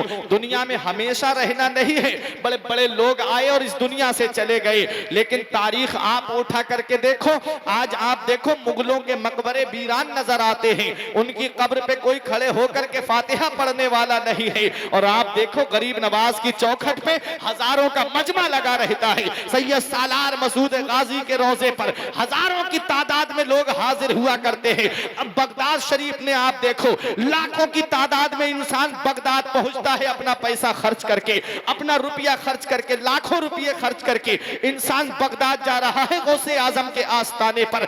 जब छठी शरीफ आती है, रजब की 6 तारीख आती है, इंसान अजमेर की तरफ खिंचा चला जाता है। अरे जब 14 रजब आती है इंसान बहराइच की तरफ खिंचा चला जाता है। रोकने वाले रोकते हैं क्यों जा रहे हो आस्थाने पर, लेकिन दीवाना यही कहता है जमीने हिंद पर तेरा बड़ा एहसान है गाजी, जमीने हिंद पर तेरा बड़ा एहसान है गाजी, यहाँ के जर्रे जर्रे में तेरा फैजान है गाजी। और जनाबे खिज्र को देखा है अक्सर तेरी गलियों में, न जाने किस बुलंदी पर तेरा दरबार है गाजी। नमाजें हो, अजाने हो, मसाजिद हो, मदारिस हो, यहाँ जो कुछ भी है तेरा ही तो फैजान है। सुभान अल्लाह, सुभान अल्लाह, बेशक माशाअल्लाह। लोग क्यों जा रहे हैं इनके आस्थाने पर, क्यों अपना पैसा खर्च कर रहे हैं, क्यों अपना वक्त खर्च कर रहे हैं? तुम्हारे पास इतना वक्त नहीं कि तुम मेरे घर पे चल करके 2 घंटे बैठ पाओ, लेकिन यहाँ रात के 2 बज गए लेकिन तुम उठ करके नहीं गए गौसे आजम का जिक्र सुन रहे हो, वलियों का जिक्र सुन रहे हो। क्यों सुन रहे हो? लोग तो अपने अपने घरों पे चैन से सो गए, लेकिन तुम 2 बजे रात के यहाँ पर किसका जिक्र सुन रहे हो और क्यों सुन रहे हो? ये प्यारे मुसलमानों, ये दिलों में मोहब्बत है गौसे आजम की, और ये मोहब्बत दिलों के अंदर कैसे आई है? तो इतना याद रखना, मन काना लिल्लाहि काना अल्लाहु लहू, जो अल्लाह का हो जाता है फिर सारी खुदाई उसकी हो जाती है। जो अपने रब को राजी कर लेता है रब उसकी उसके लिए दुनिया को राजी कर देता है। आप देखते रही बगदाद के गौसे आजम ने जिंदगी कैसे गुजारी। वो बादशाह जिनके घर में रक्सो सुरूद की महफिलें सजती थी, एक ही दर्द था गौसे आजम के दिल में, कैसे उन बादशाहों के घरों में शरीयत का निजाम पैदा कर दिया जाए। एक ही दर्द था गौसे आजम के दिल में, क्यों ना उनके घरों में जो है वो शरीयत का माहौल बना दिया जाए। हाँ, जब उलमाए सू जो है जब लोगों के सामने गलत बातें फैला रहे थे, तब गौसे आजम के दिल में यही दर्द था कि कौम की जो है इस्लाह की जाए। जब उलमाए हक खानकाहों तक महदूद हो गए थे, तब गौसे आजम के दिल में यह दर्द था कि कौम की इस्लाह की जाए, कौम को पैगाम पहुंचाया जाए। गौसे आजम ने तदरीस के जरिए इस्लाम की खिदमत की, मदरसे में बैठ करके पढ़ाया गौसे आजम ने, तसनीफ के जरिए गौसे आजम ने इस्लाम की खिदमत की। कई सौ फतावा एक एक दिन में गौसे आजम लिख करके लोगों तक पहुंचाते थे ताकि कौम की इस्लाह होती रहे। कैसी जिंदगी गुजारी मेरे गौसे आजम ने। और जब बाज का मामला आया तो नबी ख्वाब में तशरीफ ला के फरमाते, बेटे अब्दुल कादिर, तुम तकरीर क्यों नहीं करते, तुम बाज क्यों नहीं कहते। अर्ज करते हैं, नाना मैं अजमी हूं और ये अरबी हैं, इनकी फसाहत का जवाब नहीं, इनकी बलागत का जवाब नहीं। नाना मैं इनके सामने बोलूंगा तो कैसे बोलूंगा। तब मदीने वाले मुस्तफा ने फरमाया, बेटे अब्दुल कादिर मुंह खोलो। जब गौसे आजम ने मुंह खोला, नबी ने अपना लुआबे दहन गौसे आजम के मुंह में 7 मरतबा डाला। नबी ने कौन सा लुआबे दहन, वो नबी का लुआबे दहन जो खारी कुओं में गिर जाए तो खारी कुएं मीठे हो जाएं। वो नबी का लुआबे दहन जो हजरत अबू बकर सिद्दीक के पैर में लग जाए तो जहर के लिए वो तिर्याक बन जाए। वो मेरे नबी का लुआबे दहन जो मौला अली की दुखती हुई आंखों में लग जाए तो दुखती हुई आंखें शिफा याब हो जाएं। हाँ, वो मेरे नबी का लुआबे दहन जो एक सहाबी की टूटी हुई पिंडली पे लग जाए तो टूटी हुई पिंडली ठीक हो जाए। मेरा इमाम पुकार के कहता है, शाफी और नाफी हो तुम, काफी और वाफी हो तुम, दर्द को कर दो दबा, तुम पे करोड़ों दुरूद, जिससे खारी कुएं शीर ये जा बने, जिससे खारी कुएं शीर ये जा बने, उस जुलाले हलावत पे लाखों सुभान अल्लाह, सुभान अल्लाह। नारे तकबीर, नारे रिसालत, पैगाम औलिया कॉन्फ्रेंस, हजरत अल्लामा मौलाना मुफ्ती फुरकान रज़ा मंजरी साहब। नारे तकबीर, नारे रिसालत। एक ही दर्द था गौसे आजम के दिल में, कैसे इस्लाम का माहौल कायम हो जाए, कैसे इस्लाम का निजाम कायम हो जाए, कैसे शरीयत का माहौल कायम हो जाए। इसीलिए गौसे आजम ने बाज कहना शुरू किया। नबी ने 7 मरतबा लुआबे दहन डाला और जब मौला अली शेर खुदा आए तो आकर के कहते हैं, अब्दुल कादिर अपना मुंह खोलो। जब गौसे आजम ने मुंह खोला तो गौसे आजम के मुंह में 6 मरतबा लुआब डाला। मौला अली शेर खुदा ने कहा, बेटा अब तुम वाज कहो। गौसे आजम ने अर्ज किया, हुजूर मदीने वाले मुस्तफा ने 7 मरतबा लुआब मेरे मुंह में डाला और आपने 6 मरतबा क्यों डाला। तो मौला अली शेर खुदा फरमाते, ताकि तादाद में बराबरी न होने पाए। ये है मौला अली शेर खुदा जो सहाबी रसूल है, तादाद में बराबरी न होने पाए, ये फरमा रहे हैं। अब आपके जहन में एक सवाल आता होगा कि क्या नबी का लुआबे दहन काफी नहीं था। जब मदीने वाले मुस्तफा ने जो लुआबे दहन 7 मरतबा डाला, क्या वो लुआबे दहन काफी नहीं था। मौला अली ने लुआबे दहन बाद में क्यों डाला। तो सुनो मोतीपुर वालों, ये बात दिल की तख्ती पे लिख करके ले जाओ। गौसे आजम बाज कहने जा रहे हैं, गौसे आजम तकरीर करने जा रहे हैं और तकरीर इल्म के जरिए होती है, तकरीर तालीम के जरिए होती है। मौला अली शेर खुदा ने लुआबे दहन इसलिए डाला कि नबी ने फरमाया है, अना मदीनतुल इल्मी व अलीयुन बाबुहा, मैं इल्म का शहर हूं और अली उसका दरवाजा है। नबी फरमाते हैं, इल्म का शहर मैं हूं और उसका दरवाजा मैंने अली को बना दिया है। नबी के लुआबे दहन डालने के बाद में मौला अली ने लुआबे दहन डाल करके इल्म का दरवाजा खोल दिया और गौसे आजम से फरमाया, बेटा अब तुम इल्म के गौहर लुटाओ। और जब गौसे आजम ने तकरीर करना शुरू की, वो कमाल अल्लाह ने गौसे आजम के वाज में अता फरमाया कि पहले शुरू में खानकाह में तकरीर होती थी, 7-8 लोगों का मजमा होता, फिर लोग बढ़ते चले गए, फिर जामा मस्जिद में मिंबर बिछा, जामा मस्जिद भी छोटी पड़ गई, फिर उसके बाद ईदगाह पे मिंबर लगा गौसे आजम का।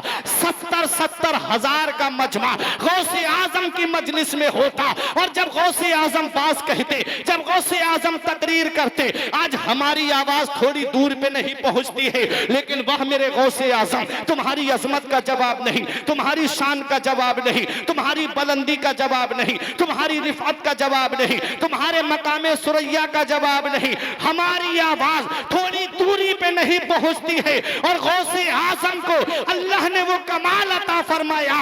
वो माइक का जमाना नहीं था, वो माइक का दौर नहीं था। गौसे आजम जब वाज कहते, जब तकरीर करते, तो जितनी आवाज मेरे गौसे आजम के सामने बैठने वाला सुनता था, उतनी ही आवाज सबसे पीछे बैठने वाला सुना करता। सुभान अल्लाह। नारे तकबीर, नारे तकबीर, नारे रिसालत, नारे रिसालत, नारे रिसालत, मसलके आला हजरत पैगाम औलिया कानफ्रेंस, नारे तकबीर, नारे हैदरी।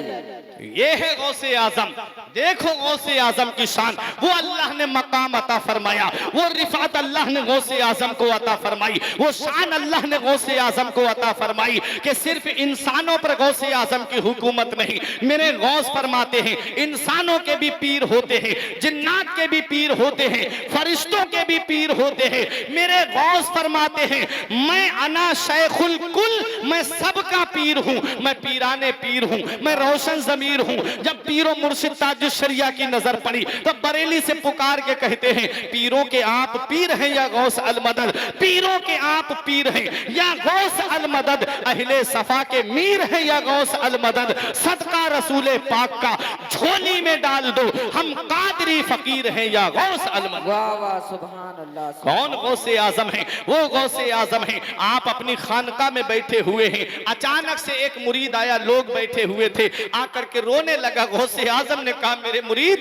मेरे पास आकर के रोने का मतलब क्या? यहाँ लोग रोते हुए आते हैं और हंसते हुए जाते हैं, बता परेशानी क्या है? मुरीद ने कहा हुजूर इज्जत का मामला है, मैं ऐसे नहीं बताऊंगा, आखिरी बात बता रहा हूँ, तकरीर अब मैं खत्म करने जा रहा हूँ। कहा हुजूर इज्जत का मामला है, तन्हाई में चलिए। गौसे आजम ने मुरीद के लिए तन्हाई में लेकर के गए। कहा बता अब क्या बात है? कहा हुजूर मेरी बेटी थी, मेरे जिगर का टुकड़ा थी, वो मेरे मकान की छत पर गई, अचानक से गायब हो गई। हुजूर मेरी बेटी गायब हो गई है, मैं आपकी बारगाह में इसलिए आया हूँ। हुजूर मैं इज्जतदार हूँ, मैं आपका मुरीद हूँ, मेरे छत की दीवार इतनी ऊंची है कि मेरी बेटी दीवार से फलांग भी नहीं सकती। हुजूर पता नहीं मेरी बेटी कहाँ चली गई। मेरे गौसे आजम ने जब इतना सुना तो उसे तसल्ली दी, और उसके बाद मेरे गौसे पाक रजी अल्लाह ताला अन्हु ने फरमाया ठहर जा। मुरीद ठहर गया। हजरात ये वो दौर था जिस दौर में जो है वो बेटियां गायब नहीं होती थी, जिस दौर में बेटियां कहीं जाती नहीं थी, बल्कि बड़ा तहजीब वाला दौर था, बड़ा तमद्दुन वाला दौर था। गौसे आजम के मुरीद रो रहे, हुजूर मेरी इज्जत का मामला है, मोहल्ले में पता चल गया, लोग मेरे बारे में क्या कहेंगे।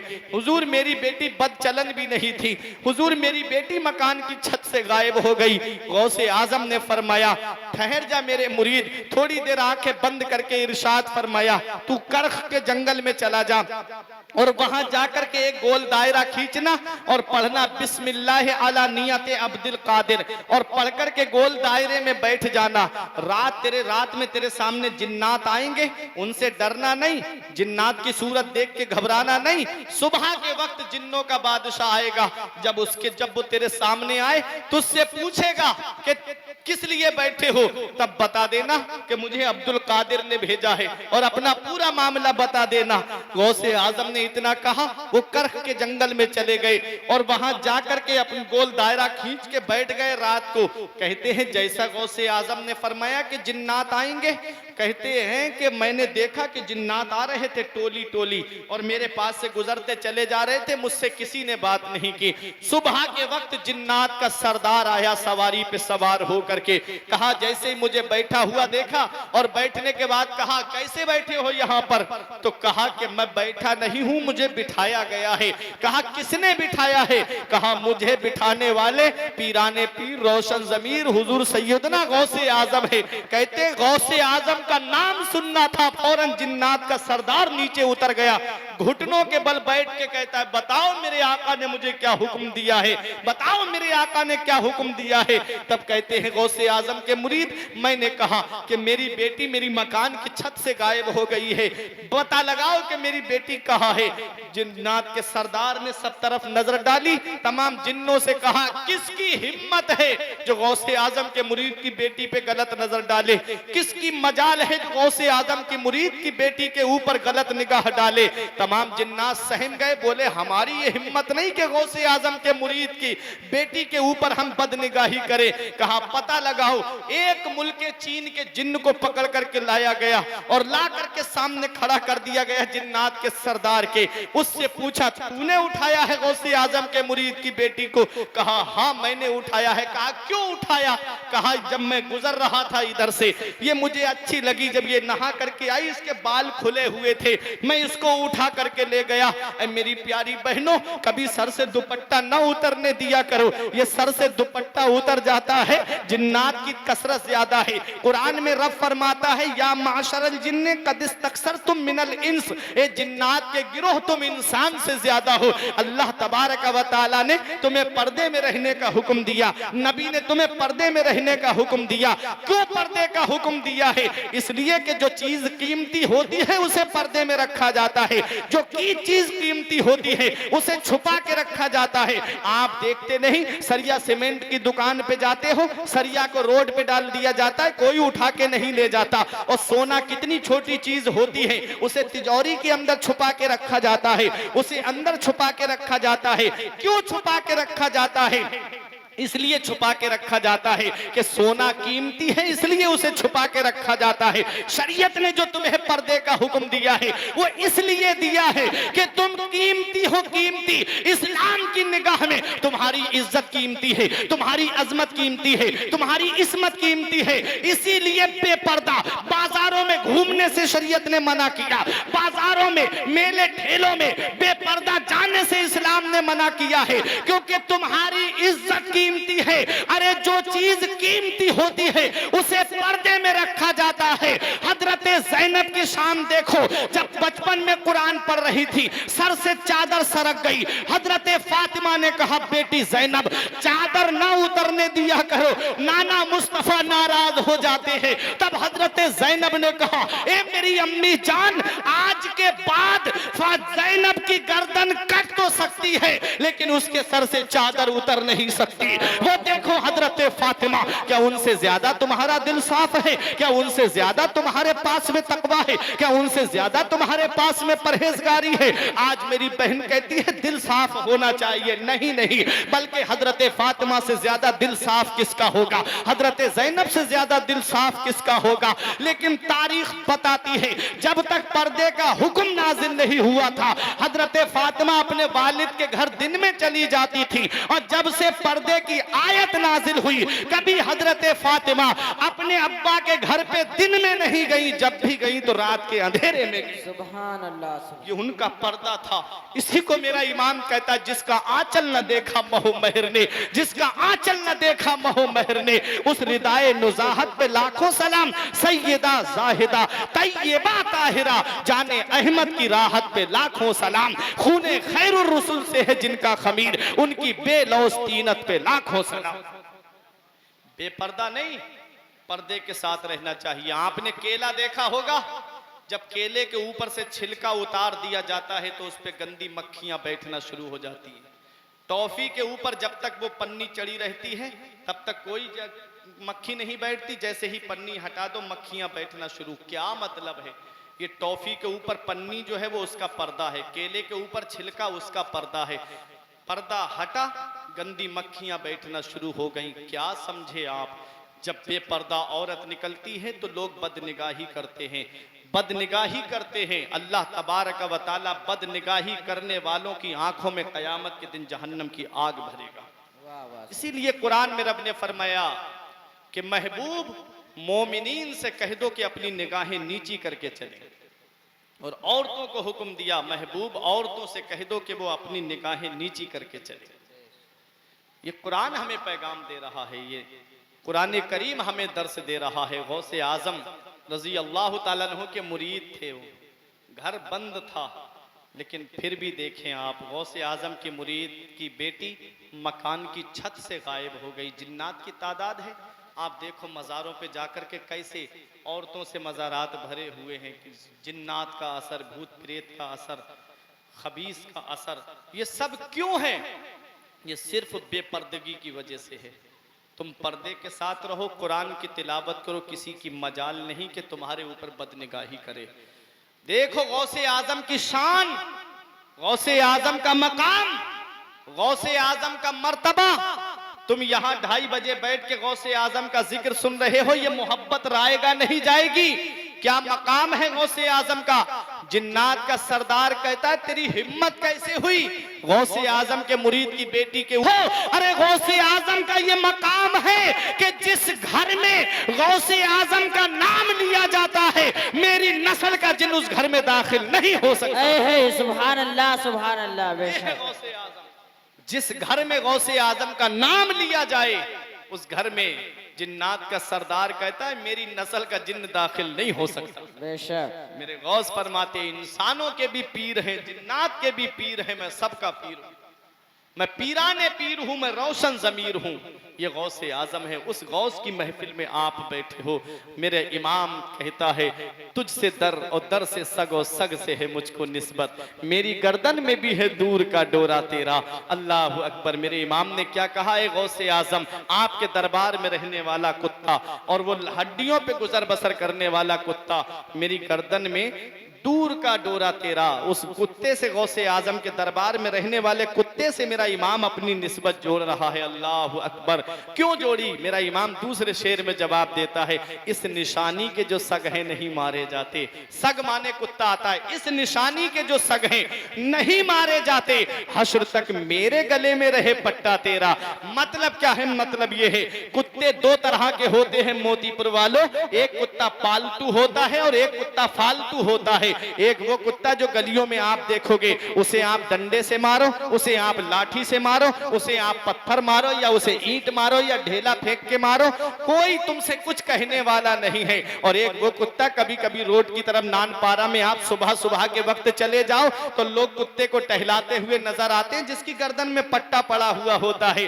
उस कुत्ते को टहलाते हुए नजर आते हैं। उसे एक पत्थर मार के देखना, उसे एक डंडा मार के देखना या उसकी तरफ कोई ढेला फेंक करके देखना, उसका मालिक सामने आके कहेगा तेरी हिम्मत कैसे हुई तूने मेरे कुत्ते को हाथ लगाया, तेरी मजाल कैसे हुई तूने मेरे कुत्ते के ऊपर पत्थर मारा।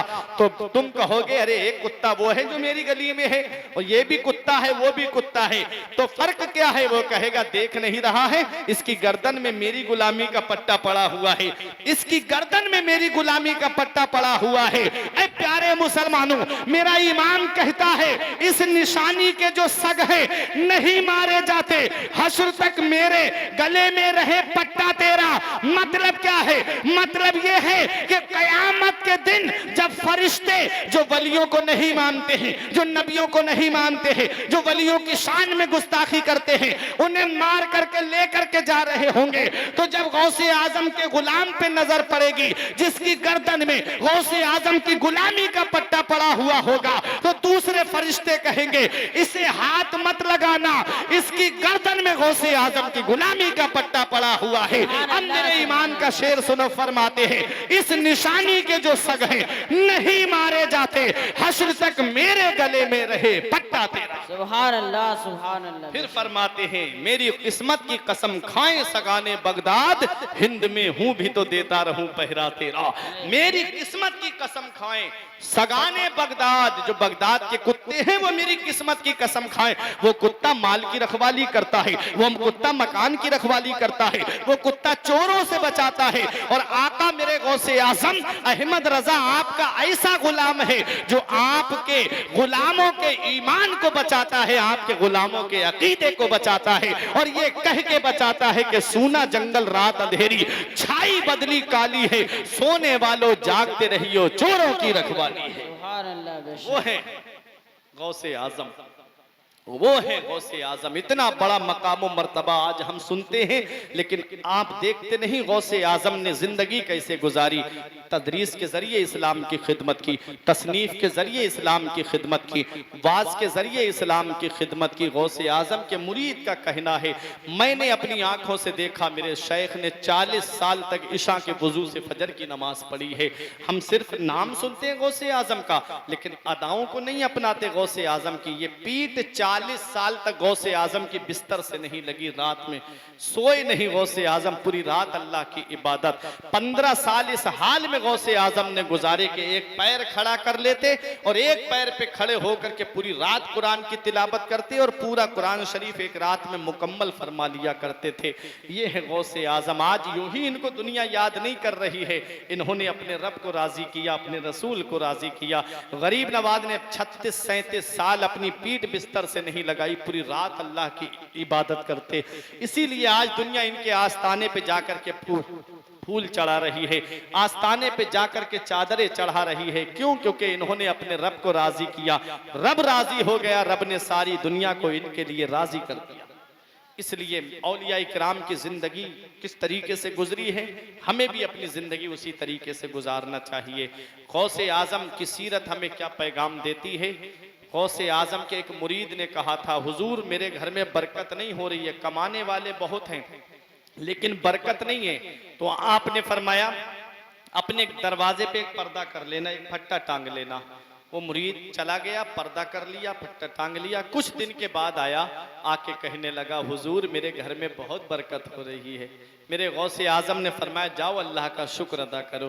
कहता है, हुजूर वो तो बात ठीक है, मैं अल्लाह का शुक्र अदा करूंगा, इतना बताइए उस पर्दे में ऐसा कौन सा कमाल था जिसकी वजह से मेरे घर में बरकत हो रही है। तो गौसे आजम ने फरमाया, तेरा घर मेन चौराहे की तरफ से था, लोग आते थे जाते थे, आते थे जाते थे, उन्हीं गुजरने वालों में बेनमाजी भी गुजरा करते थे। जब बेनमाजी की नजर तेरे घर के दरवाजे पे पड़ती थी, अल्लाह ने उसकी नहूसत की वजह से तेरे घर की बरकत को खत्म कर दिया था, तेरे घर की बरकत को खत्म कर दिया। मुझे बताओ मोतीपुर वालों, सिर्फ बेनमाजी की नजर पड़ जाए दरवाजे पर तो अल्लाह उस घर से बरकत खत्म कर दे, और जिस घर में पूरी की पूरी फैमिली बेनमाजी हो उस घर में बरकत कहाँ से होगी। जो रात के 2-2 बजे तक मोबाइल चलाएं, फिल्में देखें और सुबह को 8-9 बजे तक सो के उठें, बताओ फिर रोना रोया जाता है कि काम नहीं लग रहा है, बरकत नहीं हो रही है, काम धंधा नहीं चल रहा है। सुनो, फजर की नमाज के बाद एक दिन हजरत फातिमा लेट गईं तो आका तशरीफ लाए, पैर का अंगूठा पकड़ के हिलाया, इरशाद फरमाया, बेटी फातिमा फजर के बाद न सोया करो, इस वक्त अल्लाह ताला रोजी तकसीम फरमाता है, इस वक्त अल्लाह रोजी बंटवाता है फरिश्तों से, फजर के वक्त न सोया करो। अल्लाह अकबर। जरा सोचो तो सही, जो सो जाता है वो खो जाता है, और जो जागता है उसे अल्लाह देता है। बच्चों के नसीब से मिलती है रोजी, लेकिन हमको चाहिए कि हम अपने रब का शुक्र अदा करें। जो सुबह को उठता है अल्लाह उसमें बरकत अता फरमाता है, उसके कारोबार में, उसके रिस्क में बरकत होती है। आपने देखा नहीं कुत्तों की तादाद कितनी ज्यादा होती है, लेकिन आप देखो और एक बकरी है, बकरी की तादाद ज्यादा है, हजारों लाखों बकरे कुर्बान होते हैं 11वीं में, बकरा ईद में, उनकी तादाद कम होनी चाहिए। और कुत्ता जिसकी कुर्बानी नहीं होती, एक बार में 10-10, 12-12 बच्चे पैदा करती है कुतिया, लेकिन कभी आपने सोचा इनकी तादाद कम है, बकरी की ज्यादा है, क्यों है? तो सुनो, कुत्ता पूरी रात जागता है, सुबह के वक्त में सो जाता है। देख लेना आप, पूरी रात जागेगा, इधर से उधर भागता रहेगा, सुबह का जब वक्त आएगा तो सो जाएगा। और बकरी शाम को सो जाती है, सुबह के वक्त उठ जाती है, आवाजें करना शुरू कर देती है, बकरी सुबह को उठ जाती है। तो जो सुबह को उड़ता है अल्लाह ताला उसकी नस्ल में बरकत करता है, उसके कारोबार में बरकत अता फरमाता है। और जो सुबह को पड़ा पड़ा सोता रहता है अल्लाह ताला उसके घर से बरकत को ख़त्म कर देता है, उसके घर से सुकून ख़त्म कर देता है। मन तरका सलातल फज्र फलैसा वजहुहु नूर, जो फजर की नमाज छोड़ देता अल्लाह उसके चेहरे से रौनक को ख़त्म कर देता है। कितनी भी क्रीमें लगा लो, कितना भी फेस वॉश से मुंह धो लो, लेकिन फजर की नमाज अगर नहीं पढ़ी है तो चेहरा बेरौनक रहता है। हक नुमाई से कभी दूर नहीं हो सकता, हक नुमाई से कभी दूर नहीं हो सकता, गैर के सामने मजबूर नहीं हो सकता। और जो लगाता है चेहरे पे वुजू का पानी उसका चेहरा कभी बेनूर नहीं हो सकता। जो लगाता है चेहरे पे वुजू का पानी उसका चेहरा कभी बेनूर नहीं हो सकता। सभी के सामने एक दिन जरूर आता है, ये हुस्न फानी है लेकिन गुरूर आता है। किसी क्रीम से पाउडर से कुछ नहीं होता, नमाज पढ़ने से चेहरे पे नूर आता है। किसी क्रीम से पाउडर से कुछ नहीं होता, नमाज पढ़ने से चेहरे पे नूर आता है। रब कुरान में फरमाता है अला बिज़िक्रिल्लाहि तत्मइन्नुल कुलूब, दिलों को चैन मिलता है तो अल्लाह के जिक्र से मिलता है, दिलों को आराम मिलता है तो अल्लाह के जिक्र से मिलता है। न दौलत से, न दुनिया से, न घर आबाद करने से तसल्ली दिल को मिलती है, खुदा को याद करने से। तो अपनी जिंदगी अपने रब को याद करके गुजारो, अपने इमामों की इज्जत करो, अपने उलमा